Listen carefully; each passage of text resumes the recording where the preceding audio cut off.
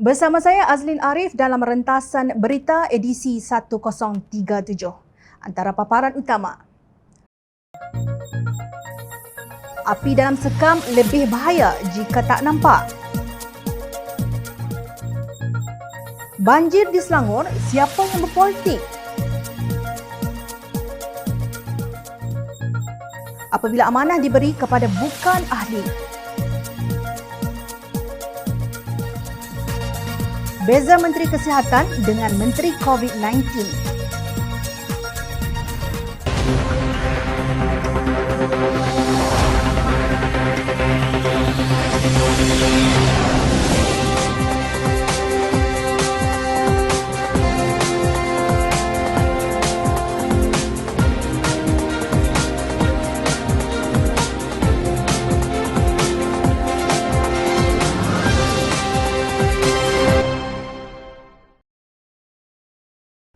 Assalamualaikum dan salam sejahtera. Tindakan Suruhanjaya Komunikasi dan Multimedia Malaysia SKMM meminta Twitter membuang ciapan yang mengkritik cara kerajaan menangani banjir amat memalukan negara yang berpegang kepada prinsip demokrasi. Sudah 8 bangkang kerajaan terpaksa berlawan di atas padang yang tidak rata, kerajaan ikut suka-suka ubah tiang gol. Harus diingat, SKMM dibiayai oleh Perbendaharaan Malaysia iaitu dana hasil daripada kerja keras rakyat jelata. Dalam hubungan ini adalah amat tidak wajar ia menjadi alat pemerintah dan mahu melenyapkan suara rakyat yang membayar gaji dan allowance mereka. Setakat Ahad, 46 kematian akibat bencana banjir berkenaan telah direkodkan. Majlis Presiden Pakatan Harapan ketika menyampaikan ucapan takziah kepada keluarga mangsa turut menyuarakan kekesalan dengan kegagalan kerajaan persekutuan yang menyebabkan ramai yang tidak mendapat bantuan semasa dan pasca banjir. Justru dalam satu kenyataan, Pakatan Harapan mendesak kerajaan untuk bertindak lebih tegas dengan pemberian bantuan kewangan yang mesti melebihi apa yang diberi kerajaan-kerajaan negeri. Menurut Majlis Presiden Pakatan Harapan, kegagalan kerajaan persekutuan telah menerima kritikan keras daripada media sosial di Facebook dan Twitter, khususnya para menteri yang begitu layu dan lemah dalam respon menyelamat dan membantu mangsa sehingga diberi gelaran pelancong banjir. Tindak balas kerajaan persekutuan atas kritikan-kritikan berasas ini bukan sahaja gagal meningkatkan mutu perkhidmatan para menteri, sebaliknya cuba menghukum dan menutup mulut rakyat, ujar mereka. Kenyataan tersebut dikeluarkan bersama oleh Presiden Keadilan Datuk Seri Anwar Ibrahim, Presiden Amanah Muhammad Sabu, Setiausaha Agung DAP Lim Guan Eng dan Presiden APCO Madias Tangau. Apakah kritikan-kritikan ini begitu menggugat keselamatan negara sehingga Suruhanjaya Komunikasi dan Multimedia Malaysia terpaksa meminta Twitter memadam kritikan para netizen ini? Soal mereka. Rakyat, kata Majlis Presiden, berhak bersuara untuk menyatakan ketidakpuasan hati mereka berhubung tindak tanduk kerajaan. Tindakan SKMM ini bersifat antidemokratik dan mengingatkan kami tentang sifat kuku besi diktator yang pernah rakyat Malaysia lihat dahulu. Kita tidak patut dan tidak boleh kembali ke zaman itu lagi, apatah lagi apabila negara sedang merangka masa depan yang berpaksikan digitalisasi dan teknologi maklumat yang lebih terbuka. Yang paling kami kesali adalah bagaimana SKMM diperalat pemerintah untuk menutup mulut rakyat, terutama apabila rakyat sedang tenat dan sengsara akibat banjir. Kerajaan dan SKMM khususnya perlu diingatkan bahawa rakyat berhak bersuara terutama dalam isu yang paling menekan sama ada isu kos sara hidup, bencana mahupun kepinjangan kepimpinan di Putrajaya, kata pemimpin Pakatan Harapan tersebut. Justru Majlis Pakatan Harapan menggesa agar pengerusi dan Ketua Pegawai Eksekutif SKMM digugurkan segera. Pengerusi SKMM kini dipegang oleh Dr. Fadlullah Suhaimi Abdul Malik. Dalam era 5G yang bakal tiba, kerajaan dan badan-badan seperti SKMM perlu faham bahawa demokrasi dan suara rakyat perlu dihormati dan diraih dan tidak patut sekali-kali digugat atau diugut seperti yang berlaku sekarang, tegas Majlis Presiden Pakatan Harapan. Jika pun SKMM berjaya memadam ciapan seorang pengguna Twitter, ribuan pengguna lain akan muncul mengambil tempat yang sama atau mungkin lebih menular. Kini, tindakan SKMM itu menjadi kesipuan kepadanya apabila permintaan tersebut ditolak oleh Twitter.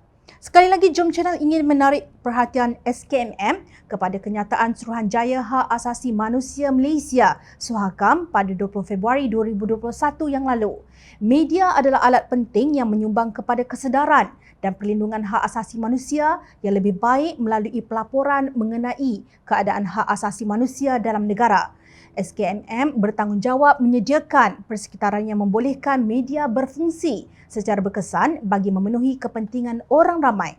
Ini termasuk kebebasan mengeluarkan pendapat tanpa gangguan serta hak untuk mendapatkan, menerima dan menyampaikan maklumat dan buah fikiran melalui apa-jua saluran tanpa mengira sempadan, kata Suhakam. Satu dunia sudah maklum, Malaysia dikuasai oleh gerombolan kakistokrasi berdasarkan tindakan pelabur yang meninggalkan negara ini sama ada kerana isu kekurangan insentif ekonomi atau masalah perdagangan manusia yang semakin meruncing. Justru janganlah ahli SKMM yang terdiri daripada golongan profesional yang bijak pandai turut sama terheret di dalam kebebalan kerajaan keluarga 69 ini. Tindakan SKMM untuk meminta pihak Twitter mengeluarkan ciapan pengguna ibarat menyimpan api di dalam sekam. Apabila emosi rakyat yang tertekan tidak dapat dizahirkan, ia lebih menyukarkan pihak kerajaan untuk mengenal pasti isu dan menanganinya. Kritikan walaupun pedih harus dianggap sebagai maklum balas untuk penambahbaikan demi negara yang tercinta. Benarkah Ahli Dewan Undangan Negeri Hulu Kelang, Saari Sungip serius mahu memfailkan saman terhadap Perdana Menteri Datuk Seri Ismail Sabri Yaakob? Saari Sungip dikatakan menggesa mangsa banjir mengambil tindakan undang-undang tersebut kerana mendakwa Ismail Sabri tidak cakna dengan rayuan Menteri Besar Selangor Datuk Seri Amiruddin Syari yang memohon bantuan segera ketika banjir semakin teruk pada lewat Jumaat 17 Disember lalu. Apakah terdapat niat jahat atau malafide Ismail Sabri terhadap kerajaan Selangor? Dengan itu, saya menyeru rakyat Selangor terutama yang menjadi mangsa banjir ini mempunyai bukti-bukti untuk membuat dakwaan malafide dan pengkhianatan Ismail Sabri terhadap mereka di mahkamah, katanya menurut laporan Malaysia Kini. Amiruddin juga menghubungi Menteri Pertahanan Datuk Seri Hishamuddin Hussein memohon kerahan tentera dan aset dalam operasi mencari dan menyelamat mangsa banjir pada malam yang sama. Beliau berkata demikian sebagai menafikan dakwaan bahawa Menteri Besar keberatan untuk melibatkan tentera dalam usaha mengatasi bencana banjir di Selangor. Tidak timbul isu keberatan, kita kerajaan negeri sedar kapasiti kita, katanya. Bagaimanapun, kenyataan Saadi itu membuat Ketua Penerangan UMNO Syahril Hamdan panas satu badan. Saya tak mahu politikkan isu ini. Berhenti tuduh-menuduh. Perdana Menteri serta Menteri Pertahanan sudah beri komitmen kepada Menteri Besar bahawa bantuan dan aset kerajaan persekutuan akan sudah mula bergerak pada hari Sabtu, katanya dalam satu hantaran di Facebooknya. Siapakah yang politikkan isu ini? Saari bukan bercakap sebagai ahli jawatan kuasa pimpinan Amanah Nasional. Beliau mengeluarkan pandangan sebagai ahli Dewan Undangan Negeri Selangor yang rakyatnya terjejas teruk dengan banjir yang amat dahsyat kerana struktur organisasi Majlis Keselamatan Negara dan Agensi Pengurusan Bencana Negara NADMA pincang. Majlis Keselamatan Negara di bawah kuasa Perdana Menteri, NADMA pula dalam bidang kuasa Menteri di Jabatan Perdana Menteri, Tugas-Tugas Khas Datuk Dr. Abdul Latif Ahmad. Semua maklum bahawa pengurusi Majlis Keselamatan Negara Selangor dipegang oleh Ketua Perhubungan UMNO Selangor Tan Sri Noh Omar. Sedangkan sewajarnya ia dipegang oleh Menteri Besar Selangor sebagai Ketua Eksekutif Negeri berkenaan. Persoalannya, apa kaitan antara Kementerian Pembangunan Usahawan dan Koperasi Malaysia yang dipegang Noh Omar dengan keselamatan negara? Kalau ini bukan percaturan politik Ismail Sabri, apa dia? Dalam pada itu, jom channel bersetuju dengan pandangan Syahril bahawa ketika fasa pasca banjir, semua pihak perlu bekerjasama menolong mangsa banjir, bukannya melepaskan tangan dan bukan menuding jari kepada pihak lain tanpa mengambil apa-apa tanggungjawab. Namun, prinsip kerjasama ini harus berjalan secara timbal balik. Jangan lupa, selain kedudukan pengurusi Majlis Keselamatan Negara Selangor yang janggal, NADMA sendiri telah dilihat berlepas tangan apabila Angkatan Tentera Malaysia dikatakan mengambil tindakan sendiri. Kononnya pengurusan bencana di bawah kuasa kerajaan negeri. Kalau begitu, NADMA untuk apa? Pada Jumaat 24 Disember, Ismail Sabri mengeluarkan arahan Menteri Kabinet yang sedang bercuti dan merancang untuk bercuti untuk membatalkan percutian masing-masing. Saya dapat banyak soalan mengenai menteri-menteri kabinet yang ada bercuti. Jadi mereka yang masih belum bercuti, batalkan percutian masing-masing. Mana yang ada di luar negara, balik segera, katanya pada sidang akhbar di petik bernama. Seminggu selepas banjir, apabila air sudah surut, mangsa pulang ke kediaman masing-masing yang hancur. Ramai rakyat meninggal dunia, barulah Ismail Sabri menyuruh ahli kabinetnya batalkan cuti. Siapa yang membantu mangsa banjir? Rakyat bantu rakyat. Rakyat selamatkan mangsa banjir dengan bot mereka sendiri. Rakyat cari derma untuk beri makanan kepada mangsa banjir. Rakyat cuci rumah mangsa. Kata rakyat, kita jaga kita. Semua ini berlaku seolah-olah negara tiada kerajaan yang bertanggungjawab. Tanpa suara saat disungit pun, mangsa banjir rata-rata marah dan mempersoalkan mengapa bantuan terhadap mereka lambat sampai. Malangnya, kemarahan itu disasarkan ke arah Perdana Menteri serta Kabinet Keluarga 69-nya. Justru Syarif pula bercakap atas kapasiti apa? Ketua Penerangan UMNO atau pengarah ekonomi Perdana Menteri yang juga satu lantikan politik. Beliau sendiri sedang berpolitik ketika berhujah. Malaysia memiliki sistem amaran banjir di bawah Pusat Ramalan dan Amaran Banjir Negara (PRABN) yang berada di bawah pemantauan Jabatan Pengairan dan Saliran JPS Kementerian Alam Sekitar dan Air. Dalam laman rasmi Public Info Banjir Jabatan Pengairan dan Saliran, dinyatakan objektif PRABN ialah memberi perkhidmatan cemerlang dalam pembangunan dan pengoperasian sistem ramalan dan amaran banjir sebagai persediaan menghadapi banjir bagi peningkatan kualiti hidup, keselamatan nyawa dan harta benda.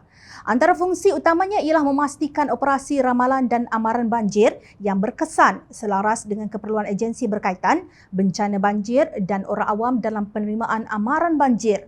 Kelihatannya agensi ini sudah lengkap dalam penampilan susunan organisasinya. Justru pengerusi Jawatankuasa Operasi Bencana Alam Parti Amanah Negara Datuk Seri Salahuddin Ayub melontarkan beberapa persoalan. Adakah terdapat sebarang amaran banjir yang dikeluarkan oleh PRABN untuk agensi kerajaan dan rakyat sebelum bermulanya banjir di Selangor dan Pahang pada 18 Disember 2021? Jika terdapat amaran banjir dikeluarkan PRABN, kenapakah tiada langkah susulan lebih awal dilaksanakan oleh agensi-agensi terlibat? Manakala jika tidak ada sebarang amaran banjir dikeluarkan, di manakah silap dan lemahnya sistem ramalan dan amaran banjir yang dikendalikan PRABN yang sudah tentu dibangunkan dengan peruntukan yang besar yang diluluskan oleh Parlimen? Kata Salahuddin, amaran banjir yang dikeluarkan oleh PRABN amat membantu agensi yang berkaitan dalam melaksanakan persiapan dan persediaan kecemasan menjelang kejadian banjir yang bermula di Selangor dan Pahang pada 18 Disember 2021 yang lalu. Namun, banjir di Selangor dan Pahang berlaku dengan tiba-tiba dan rakyat langsung tidak bersedia. Justru beliau menyeru supaya Menteri Alam Sekitar dan Air Datuk Seri Tuan Ibrahim Tuan Man supaya segera tampil memberikan penjelasan memandangkan PRABN berada di bawah bidang kuasa kementerian beliau. Tuan Ibrahim ketika banjir melanda sedang mengerjakan umrah di Mekah dengan keluarganya. Setelah pulang, beliau dikatakan positif COVID-19. Bagaimana dengan timbalannya Datuk Dr. Mansor Osman? Adakah beliau juga sedang bercuti kerana masalah kesihatan? Dalam hubungan ini, Jom Channel ingin mengimbas kembali titah Sultan Perak Sultan Nazrin Muizzuddin Shah pada Istiadat Communication Universiti Sultan Azlan Shah ke-13 pada Ogos lalu. Kebetulan ketika itu Tan Sri Mahyidin Mat Yassin baru sahaja meletakkan jawatan sebagai Perdana Menteri Malaysia ke-8.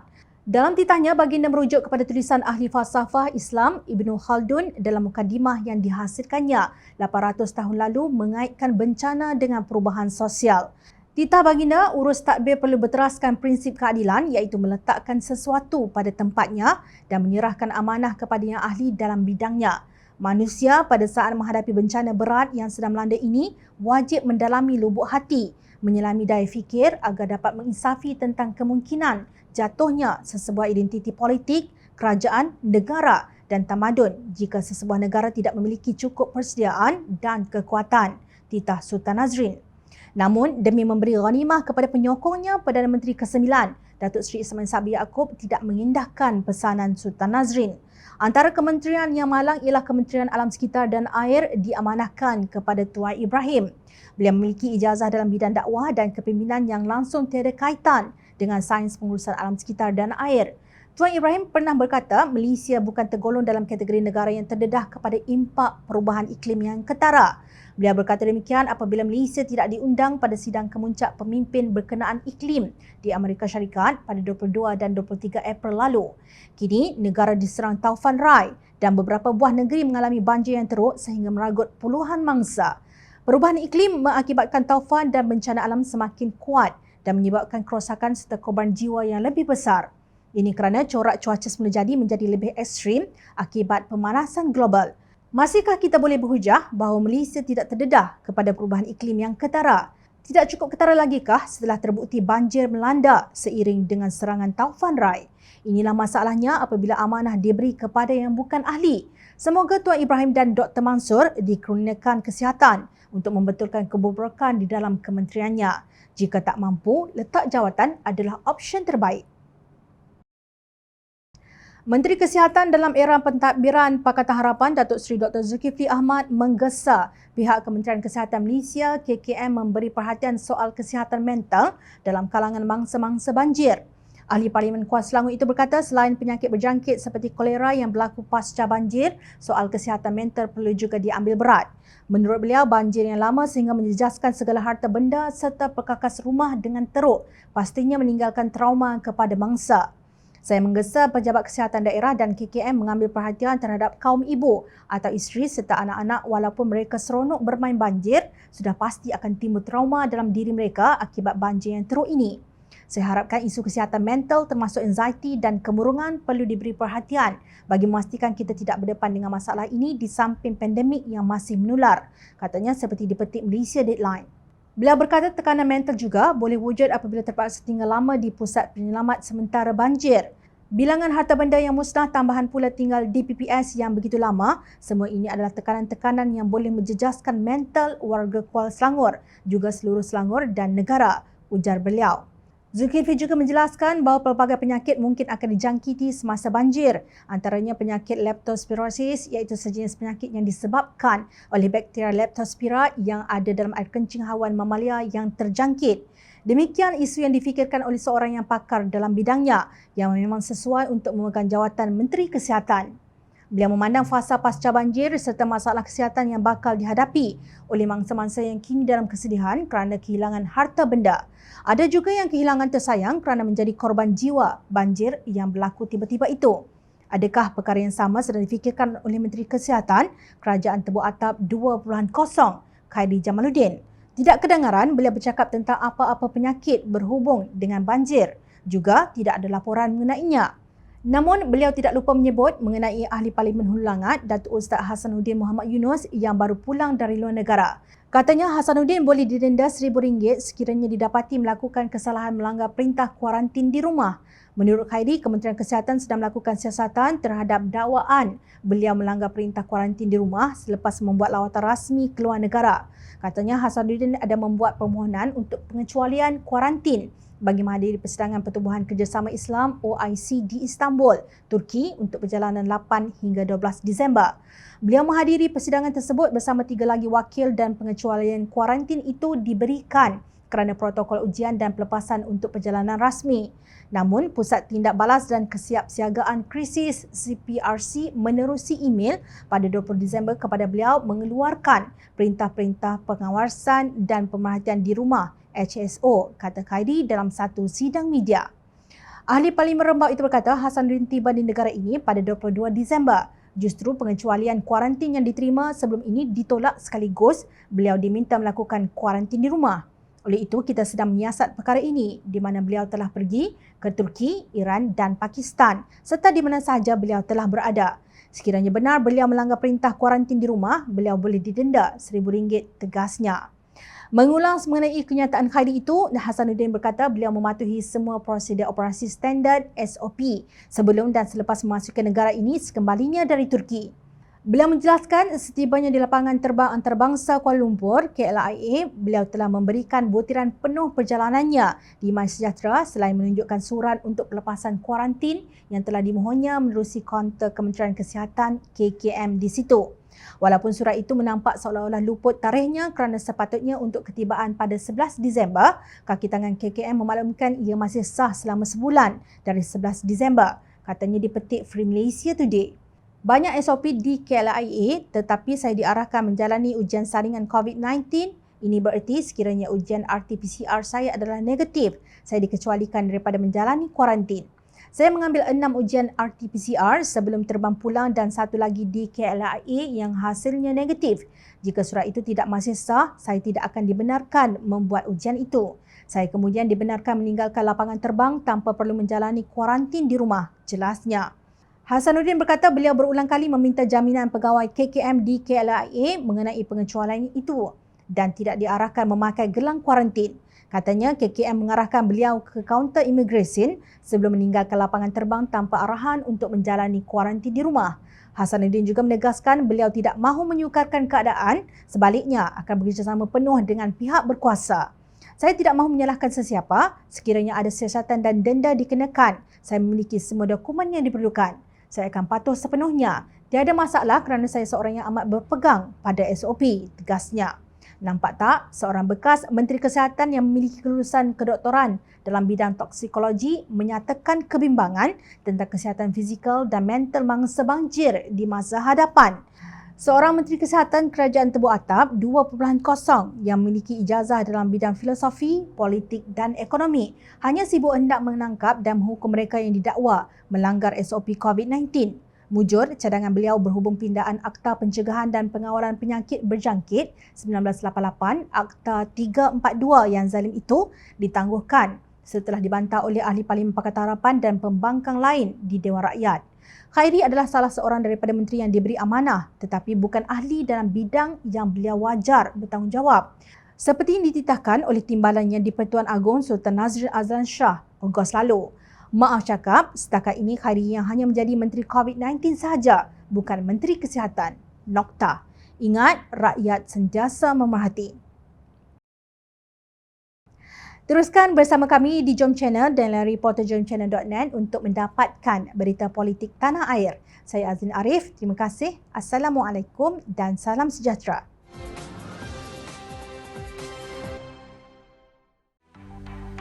Mencari maklumat dan berita politik yang bebas, kupasan yang tepat, panas. Dapatkannya secara eksklusif hanya di Jom Channel. Komitmen kami, rentasan berita Isnin hingga Jumaat. Berbicara dan isu semasa, kami garapkan secara langsung. Panel-panel berkaliber dan profesional. Interaktif, pandangan anda kami raikan. Jangan lupa bersama kami di setiap hujung minggu dalam edisi khas mingguan. Jom Channel, moving forward, sharing a new experience.